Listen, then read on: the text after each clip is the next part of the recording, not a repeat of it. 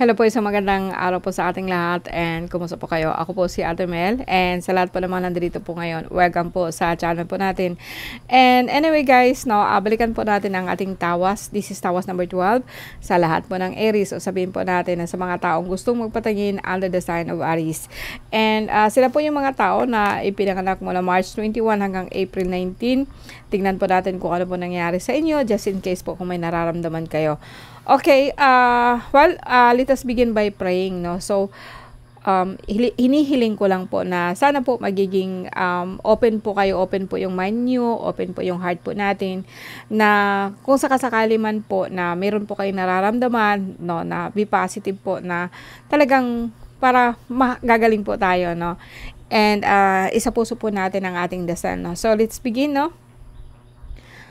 Okay, sa lahat po ng Aries ngayon, Anima Dominus Deus Sabaoth, Christi Jesus, Jesus, Corpus Christi, Atom Peccatum, Igusum, Basedit, Labami, Salvami, and Sanctus Dios, Sanctus Fortis, Sanctus Immortalis, Erisumad, Erimorim, Eremorumrum, Hoclet Pitat Matat, Dominus Dicit, Dominus Pariham, Domini Sancti Iluba, Omnipotente Eterna Dios. Okay, sa ngalan po, no? Sa ngalan po ng ating amang kalikasan, ang ating ina pong mapagmahal. Kumusta po kayo guys, no? Anyway, sa lahat po ng Aries kayo, pasensya na po, no? Nawala po ako ng ilang buwan. And medyo hectic po yung schedule po natin, no? So let's begin. Aries, March 21 hanggang April 19. Magbigay po ako ng dalawang spread. And finally, sa pangatlo po, tingnan natin kung ano po nangyari po sa inyo. Okay, ang unang lumabas po natin, no? Okay naman po, no? Wala akong nakikitang major na problema po sa mga Aries po sa ngayon. So sabihin po natin masaya po ang Aries ngayon, no? May konting problema pero hindi siya ganun kagrabe. Sa akin, in the center of your card, so meron po tayong dalawa dito. So pangatlo po yung tinatawag nating finale, no? Dito natin kukunin sa ating golden po na card, which is this one. And so the center of your card is the hooded man.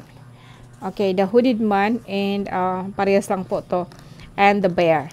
So kung titingnan po natin ang mga simbolong ito is like sa ngayon po talaga pong nakafocus po ikaw, hindi ka po masyado nakikipag-involve sa maraming tao, no? Siguro after on das parang nagkukulong ka ba ng kwarto? Or sabihin po natin na talaga po nagbuni-muni ka, grabe po ang iniisip mo.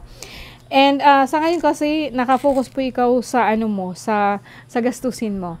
And you are actually sa totoo lang parang you are tied, yung nakatali po ikaw para po yung nakagapos ka po sa mga gastusin, nakagapos po sa mga gastusin na sa mga araw-araw. Andyan po yung dalawang anak mo, tatlo ba? Yeah, tatlong anak mo. Anyway, tatlo yung nakita ko dito. And, meron po ikaw hidwaan o sabihin po natin na samaan ng loob sa family, and kaya po siguro hindi ikaw naglalabas kasi para pang nagtatampo ka, no? And dito naman sa pangalawa, pwede sabihin po natin na medyo mataas po ang cholesterol mo. And okay pa rin po, no? Hindi siya ganun kagrabe po talaga pagdating po sa sakit. Lagi ka pong galit. Bakit po? So, ang Aries lagi, kasi mainitin po lagi ang ulo niyan, no? And, galit po ikaw, and so far po wala po ikaw magagawa. Parang, grabe pong tampo mo kasi nagtatago ka na nga sa kwarto mo, galit ka pa rin. And, sa akin, so far, wala po akong sakit na nakikita. May something lang po na parang iniisip mo na aalis ka, but so far po naka-tied down ka po. Parang naka-tied ka dito. So, minsan masakit po yung dito mo.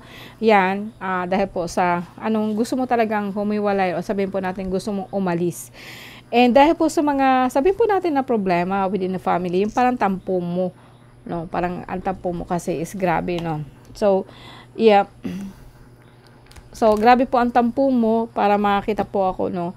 And tumatawa po yung asawa ko. So, anyway, grabe po ang tampo mo, grabe po ang galit mo. Sabihin po natin na idiwaan po ng family, but for me, hindi naman ito ganun kalaki, no? Ang sa akin lang po, sa lahat po ng Aries sa ngayon, like, mas maganda siguro po kung sabihin po natin na magmuni-muni ka. Like, talaga pong mag-self analyze ka kung anong gusto mong mangyari sa buhay mo. And alam kong meron kang pamilya sa lahat po na nakikinig ngayon ni Aries, no? Or marahil hindi po, pero may mga kapatid ka, kasi may mga nakikita po ako dito, puro mga bata, no? Like mga 8, 9 years old, 10, na nag-aaral pa po. So far, may iniisip ka po talaga paano yung mga gastusin mo, gano'n, no? So far, wala ka pong magagawa dyan. But sa akin, kung sa sakit naman, no, wala akong nakikitang sakit sa ngayon. Parang more on, in fact, parang okay ang mind mo, mas maganda po ang dating ng isip mo sa ngayon. Sa lahat po ng Aries ngayon, no, huwag padadaanin sa init ang ulo. Isipin mo lagi na kahit sabihin po natin na may tampuhan po ng pamilya, no, well, maraming dahilan kung bakit gano'n, no? Pero sa akin, I think mas okay siguro kung makipag-reconcile ka sa sarili mo. Kung galit ka talaga, then so be it, no? Wag mong isipin na kailangan mo makipagbate, no? Kung masama talaga ang loob mo, bayaan mo po na maghilom po 'yan, maghilom po yung nararamdaman mo para kahit papaano po hindi mo pipilitin ang sarili mo.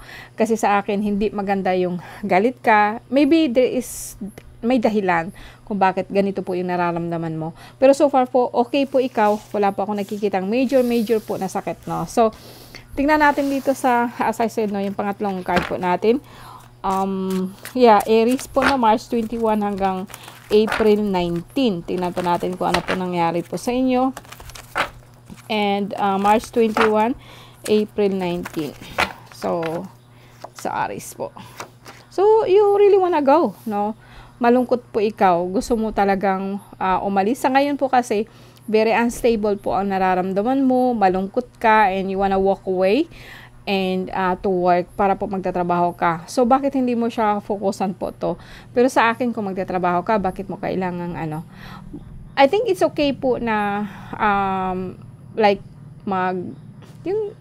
mag-reflect ka, self-reflection.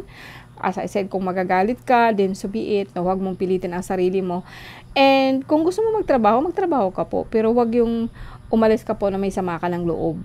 No? Kasi so far talaga po, huwag mong dalhin, huwag mong idaan po sa sama ng loob yung trabaho. Kasi apektado po yung trabaho mo. Kahit saan ka po makakarating, apektado po talaga yan. No? Kasi kapag aalis ka kasi sa isang lugar, kahit hindi Aries, no? Kahit po sa Indio, kung aalis kayo somewhere, huwag ninyong dadalhin po yung sama ng loob. Kasi kahit saan mo po kayo magpunta, yung sama ng loob, dala nyo pa rin. Hindi po yan maganda po, hindi po siya in a positive ways po, no, na magkaroon po ng maganda pong resulta po ang kung saan po ninyo gustong pumunta, no. So, see again. Actually, kayang-kaya mo yan, guys, no. May nakikita po ako dito na actually, the center of your card is Magician. So, sa akin, actually, the Hangman, mas marami po dito. Sabihin po natin na para kasing kinakaya mo lang. Although nahihirapan ka, pero kinakaya mo. No? And meron lang talaga pong humahadlang sa'yo. Like say, yung damdamin mo. Yung parang galit ka po talaga or inis ka talaga. And sa akin po, I think focus ka po sa anong gusto mong gawin. And harapin mo kasi, no, tanungin mo kasi ang sarili mo, ba't ka nagagalit? No, mas maganda siguro yung gano'n, no, sa lahat pa ng Aries, no. And anyway, work is okay. Meron kang kontrata, no. And meron pong parating na po sa'yo. And kung ang iniisip mo naman po kasi is Nine of Pentacles is coming. Parating po siya. Yung mga ano mo ngayon, yung bagang sama ng loob mo ngayon, mawawala yan, no? Madidisappear po yan. And lahat po ng yung parang gumagawa sa'yo. Kasi may nakita ako ditong Magician, may katabi po siyang lalaki. So, yung gumagawa po sa'yo, or yung sabihin po natin, no, wag na po nating involve po yung ibang tao, yung sarili natin, no? Kasi, whether we like it or not, meron talaga tayong demonyo kung minsan, meron tayong angel, meron siya. So, we have to face it, no? Tanggapin po natin, or harapin po natin kung ano po kasi yung laman po ng ating isipan, no? And sa ating puso po talaga. But kung ang iniisip mo lang naman po is pera or something, no? Kasi at the end of your card is napakaganda. Ito po yung result, no? Nine of Wands. So, like yeah, maraming problema sa bahay, pero lahat ito kasi kinakaya mo. Kayang-kaya mo to, girl. Kayang-kaya mo ito. Kahit sinong Aries dyan, o kahit lalaki ka man o babae, kayang-kaya mo po ito. Well, medyo mataas lang talagang dugo mo, no? Medyo parang, umaano ba, parang kuminsan po talaga parang nahihilo ka, pero hindi naman siya ganun kagrabe. Parang medyo itong batok mo kasi sumasakit eh. So, yan. And medyo itong ano mo, parang pilay-pilay yung paa mo, parang sumasakit siya, pero ano lang siya, hindi siya yung magstay, temporary lang po. Okay, sa lahat po ng Aries ngayon, thank you very much for watching, and hopefully makukuha mo ang lahat ng gusto mo sa buhay.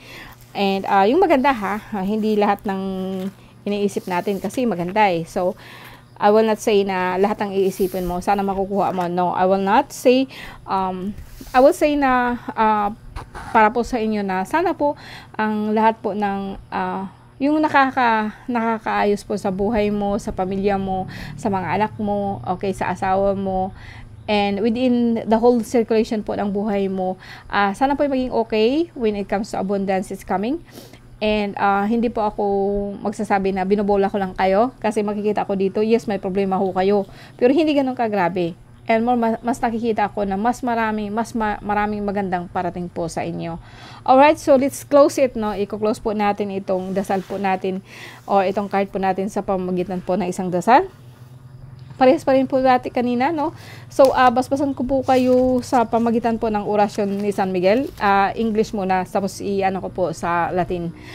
Okay, lahat po ng Aries, defend us in the battle against principalities and powers, against the rulers of the world of darkness and the spirit of wickedness in high places.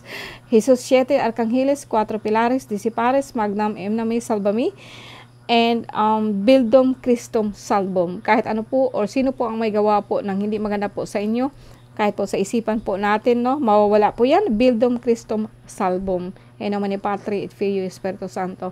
Amen Jesus, Amen Jesus, Amen Jesus. Sa lahat po ng Aries po, gabayan po kayo ng Diyos Ama, Diyos Ina, at ng mahal po na Jesus. Maraming salamat po sa inyo. Alright? So guys, maraming salamat po sa inyo and magandang araw po.